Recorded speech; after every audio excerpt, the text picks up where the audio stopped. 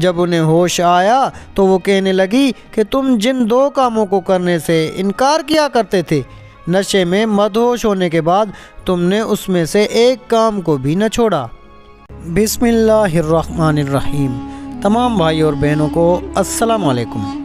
ناظرین گرامی، حضرت ادریس علیہ السلام کے زمانے میں ایک مرتبہ فرشتوں نے بنی آدم پر اعتراض کیا کہ یہ نہایت ہی بدکار ہیں، ان کی جگہ ہمیں زمین پر حکومت دی جائے۔ اس پر رب کریم نے انہیں کہا کہ انسانوں کو غصے اور شہوت کی جو کمزوریاں دی گئی ہیں وہ تمہیں دی جائیں تو تم بھی گناہ کرو گے۔ فرشتے کہنے لگے کہ ہم تو گناہ کے پاس بھی نہ جائیں گے۔ فیصلہ یہ ہوا کہ فرشتوں کی اس جماعت کے دو اعلیٰ درجے کے پرہیزگار فرشتے چن کر انہیں یہ انسانی کمزوریاں دی گئیں اور زمین پر اتار دیا گیا۔ یوں ہاروت ماروت کو شہر بابل میں اتار دیا گیا۔ بابل کے لوگ ان کے پاس آتے اور ان سے جادو سیکھنے کی خواہش کرتے۔ یہ لوگوں کو خوب خبردار کر دیتے کہ جادو بڑا گناہ ہے اور سیکھ کر تم جہنم میں جاؤ گے۔ رات کو اسم اعظم پڑھ کر یہ دونوں آسمان پر چلے جاتے۔ قسمت ان کی بری تھی کہ ان کو ایک پری پیکر زہرا نامی مل گئی کہ حسن اس کا بے مثال تھا۔ اس کے حسن کو دیکھ کر یہ دیوانے ہو گئے۔ زہرا ان سے اسم اعظم سیکھنے کی خواہش مند تھی، مگر یہ دونوں فرشتے اس سے انکاری تھے۔ لیکن زہرا کے حسن نے ان پر جادو کر رکھا تھا اور وہ کسی بھی قیمت پر اسے حاصل کرنا چاہتے تھے۔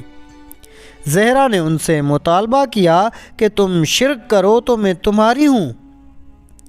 ہاروت ماروت جانتے تھے کہ شرک ایسا گناہ ہے کہ اس کی معافی نہیں ہے۔ انہوں نے انکار کر دیا۔ اب زہرا نے شرط پیش کی کہ ایک بچہ قتل کرو تو مجھ پر تمہیں اختیار ہے۔ ہاروت ماروت انکاری ہوئے کہ بے گناہ کسی کو مارنا بڑا جرم ہے۔ آخر کار زہرا شراب لے کر آئی اور کہا کہ یہ پی لو تو پھر جو کہو گے میں ویسا کروں گی۔ ہاروت ماروت نے سوچا کہ شراب پینا تو بڑا گناہ نہیں ہے۔ وہ دونوں پی گئے۔ ہوش سے بیگانے ہوئے تو زہرا نے بدکاری کے بدلے ان سے اپنے بت کو سجدہ بھی کرایا اور بچہ بھی قتل کروا دیا۔ جب انہیں ہوش آیا تو وہ کہنے لگی کہ تم جن دو کاموں کو کرنے سے انکار کیا کرتے تھے، نشے میں مدہوش ہونے کے بعد تم نے اس میں سے ایک کام کو بھی نہ چھوڑا۔ پھر انہیں ان گناہوں کے بدلے دنیا کی سزا اور آخرت کے عذاب میں اختیار دیا گیا تو انہوں نے دنیا کی سزا کو اختیار کر لیا۔ ہاروت ماروت کو بطور سزا زنجیروں سے جکڑ کر چاہے بابل میں الٹا لٹکا دیا گیا۔ اس کنویں میں آگ بھڑک رہی ہے اور فرشتے ہر وقت ان کو کوڑے مارتے ہیں اور پیاس سے ان کی زبانیں باہر نکلی ہوئی ہیں۔